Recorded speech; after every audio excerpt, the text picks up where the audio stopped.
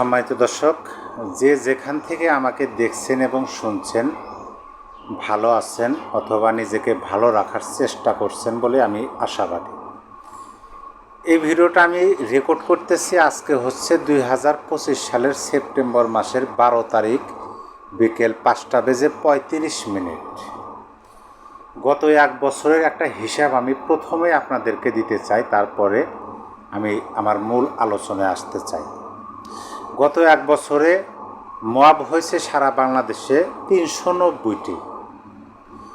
নিহত হয়েছে শুধুমাত্র মবের কারণে নিহত হয়েছে গত এক বছরে 192 জন মানুষ।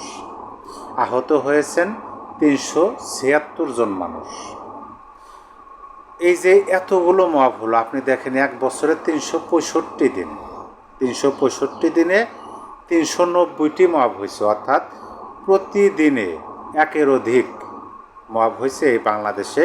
অথচ বর্তমান ইউনূস সরকার, শান্তিতে নোবেলজয়ী সরকার, তিনি শুধু নিন্দা জানান এবং জড়িতদের কঠোর ব্যবস্থা নেওয়ার কথা বলে বিবৃতি প্রদান করেন। তাছাড়া আমরা এ পর্যন্ত কোনো প্রকার আইনের শাসন এই মবকারীদের বিরুদ্ধে দেখতে পাই না, বরং আমরা উল্টো বিষয় দেখতে পাইছি।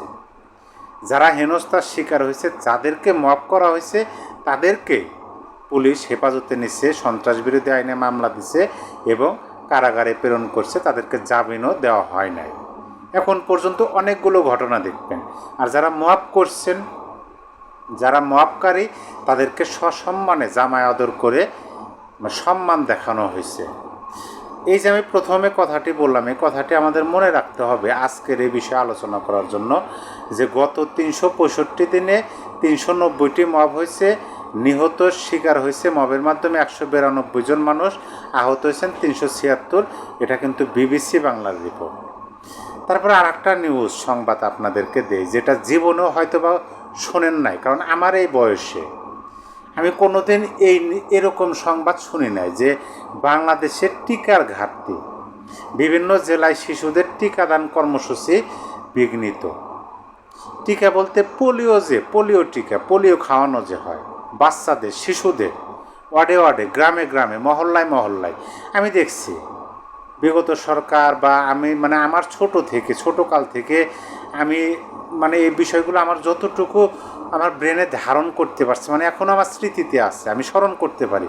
সেগুলোর মধ্যে বাংলাদেশে দেখছি যে বাড়িতে গিয়ে, যে বাড়িতে শিশু আছে সেই বাড়িতে স্বাস্থ্যকর্মী গিয়ে তাদেরকে অবগত করা হয়েছে, কেন্দ্রে এসে যেন তাদেরকে টিকা পোলিও খাওয়ানো হয়, টিকা দেওয়া হয়, এই বিষয়ে সচেতন করেছে, তাদেরকে ডাকা হয়েছে। এখন তো বর্তমানে ডিজিটাল যুগ, ফোনের মাধ্যমে ডাকা হইতো, কিন্তু শান্তিতে নোবেলজয়ী অর্থনীতিবিদ, তার শাসনামলে বাংলাদেশের শিশুদের টিকার ঘাটতি পড়ে গেছে। বাংলাদেশের বিভিন্ন জায়গায় শিশুদের টিকা কর্মসূচি বিঘ্নিত হচ্ছে।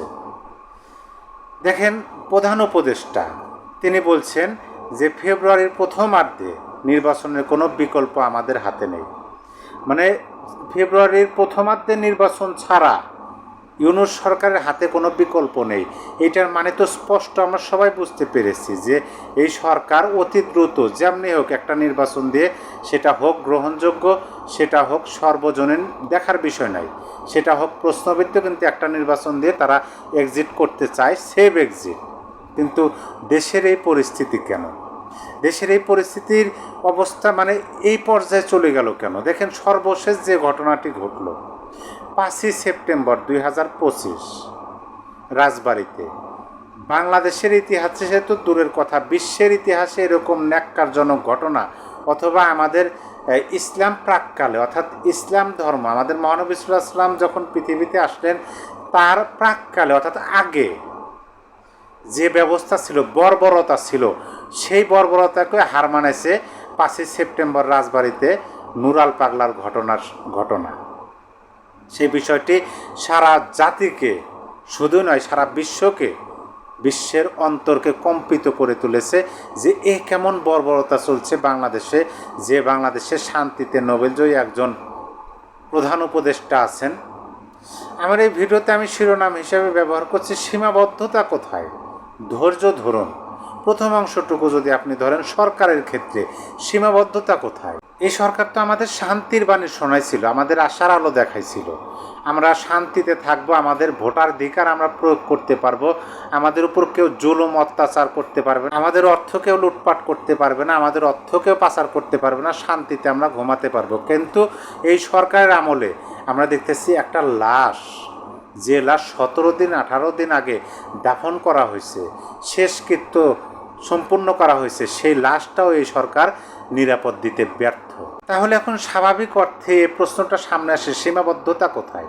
আমি সীমাবদ্ধতার কিছু দেখতে পাচ্ছি না। আমি দেখতে পাচ্ছি এই সরকার খুবই সূক্ষ্মভাবে, ম্যাটিকুলাস অর্থাৎ সূক্ষ্ম পরিকল্পনার মাধ্যমে বাংলাদেশকে একটা অধপতনের দিকে ঠেলে দেওয়া এবং বাঙালি জাতিকে বিশ্বের বুকে একটা বর্বর জাতি, নিচু জাতের জাতি হিসেবে পরিচয় করে দেওয়ার জন্য ইউনূস সরকার বোধহয় গোপনে আন্ডারগ্রাউন্ড ম্যাটিকুলাস ডিজাইনের মাধ্যমে এই কাজগুলো করতেছে।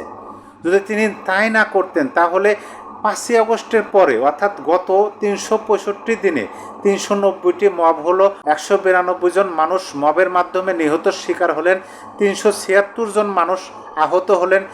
যারা মবের শিকার হলেন তাদেরকেই অ্যারেস্ট করলো, যারা মব সৃষ্টি করলো তাদেরকে সরকার হেফাজত করলো।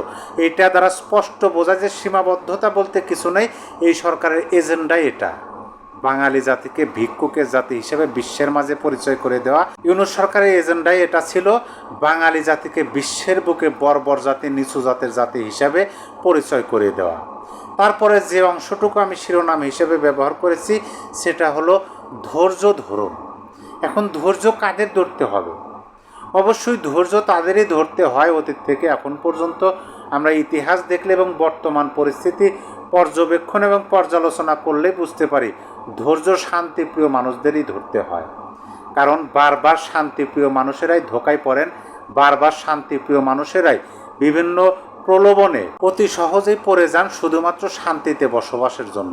সেই শান্তিপ্রিয় মানুষকে ধৈর্য ধরতে হবে, এই কারণে যে ধৈর্য মানুষকে সুফল বয়ে এনে দেয়। অধৈর্য হলে সেই জাতির অধপতন হয়ে যায়। আমরা তো দেখতে পাচ্ছি 5ই আগস্ট পরবর্তী বাংলাদেশে নোবেলজয়ী ডক্টর ইউনূসের নেতৃত্বের বাংলাদেশে কিভাবে মানুষ অধৈর্য হয়ে পড়ে কবর থেকে লাশ উঠিয়ে রাস্তার মাঝে আগুন ধরিয়ে দেওয়া এবং সেই লাশের উপর লাঠি দ্বারা আঘাত করা হয়। তাই শান্তিপ্রিয় মানুষের প্রতি বার্তা, ধৈর্য ধরুন। মহান সৃষ্টিকর্তা বলে একজন আছেন, আল্লাহ পাক আছেন, আল্লাহর বিচার অবশ্যই শুরু হলো বলে। আমরা তো জানি মহান সৃষ্টিকর্তা ছাড় দেন কিন্তু ছেড়ে দেন না। এই যে বর্তমান বাংলাদেশের পরিস্থিতি, আপনি কি বলতে পারেন যে এই বাংলাদেশে দুর্নীতি হচ্ছে না, এই বাংলাদেশে চাঁদাবাজি হচ্ছে না, এই বাংলাদেশে অর্থ পাচার হচ্ছে না, এই বাংলাদেশে অনিয়ম হচ্ছে না? অবশ্যই হচ্ছে। অনেক অভিযোগ বর্তমান সরকারের উপদেষ্টাদের বিরুদ্ধে প্রকট জোরালো অভিযোগ আমরা দেখতে পেয়েছি। তার মানে সব কিছুই হচ্ছে। কিন্তু 2024 সালের 5ই আগস্ট বাংলাদেশের ক্ষমতা পট পরিবর্তনের পরে বর্তমান সরকারের শাসনামলে নতুন যে বিষয়গুলো আমাদের বাংলাদেশে স্টাবলিশড করার চেষ্টা করা হচ্ছে, সেটা অবশ্যই আমাদের শান্তিপ্রিয় ধৈর্যশীল মানুষের মাধ্যমে মহান সৃষ্টিকর্তা শান্তি দেশে ফিরিয়ে আনবেন বলেই আমি মনে করি। কারণ মহান সৃষ্টিকর্তা ধৈর্যশীলদের সাথে আছেন। মহান সৃষ্টিকর্তা সেই সমস্ত ব্যক্তিদের সাথে থাকেন, সেই সমস্ত ব্যক্তিদের মনের আশা পূরণ করেন যারা ধৈর্য ধারণ করতে পারে এবং যারা মহান সৃষ্টিকর্তার অশেষ রহমতের অপেক্ষায় উন্মুখ হয়ে বসে থাকেন। এই বাঙালি জাতি আমরা আশা করেছিলাম যে মহান সৃষ্টিকর্তা আমাদের বিশাল অপার এক সম্ভাবনার দুয়ার খুলে দিয়েছেন 2024 জুলাই আগস্ট আন্দোলন অর্থাৎ গণ অভ্যুত্থানের মাধ্যমে।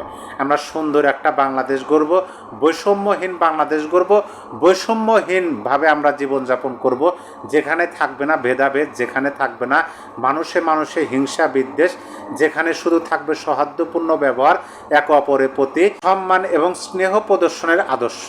কিন্তু এই আশা আকাঙ্ক্ষা দিয়েও যারা আমাদের চোখে ধুলা দিয়ে বাংলাদেশকে অন্ধকারের দিকে নিয়ে যাচ্ছে, লাশটা পর্যন্ত নিরাপত্তা দিতে পারছে না, তাদের বিচার মহান আল্লাহ পাকের ইশারায় অবশ্যই হবে বলে আশা করি। কারণ মহান আল্লাহ পাক কোনো কাজে নিজে স্বয়ং এসে করেন না, কারো না কারো মাধ্যমে করেন। হয়তোবা আমাদের এই শিক্ষাগুলোর অভাব ছিল, হয়তোবা আমাদের এই বিষয়গুলো দেখার অভাব ছিল, যে অভাবের কারণে আমরা পথভ্রষ্ট হয়েছিলাম, যে অভাবের কারণে আমরা নিজেদেরকে ধৈর্য হারা হতে বাধ্য করেছিলাম। সেজন্যই বোধহয় আমাদের এরকম দৃশ্য দেখতে হচ্ছে এই স্বাধীন বাংলাদেশে। স্বাধীন বাংলাদেশে স্বাধীনতা নিয়ে কথা বলা যায় না, সংবিধান নিয়ে কথা বলা যায় না, মুক্তিযুদ্ধ নিয়ে কথা বলা যায় না, মুক্তিযোদ্ধাদের নিয়ে কথা বলা যায় না, বললেই তাকে সন্ত্রাস বিরোধী আইনে মামলা দিয়ে কারাগারে নিক্ষেপ করা হয়। এগুলো অবশ্যই অবিচার, এগুলো অবশ্যই অনাচার, এগুলো অবশ্যই বাংলাদেশের মানুষের মানবাধিকার লঙ্ঘনের শামিল। আর যেটা বিশ্ব দেখতেছে, তার সাথে সাথে মহান সৃষ্টিকর্তা তিনি তো অন্তর্যামী, তিনি সবই জানেন এবং সবই বোঝেন। অবশ্যই তিনি মানুষের মনের আশা আকাঙ্ক্ষা পূরণ করবে বলে আমি আশাবাদী। সবাই ভালো থাকবেন, আবার দেখা হবে। আল্লাহ হাফেজ।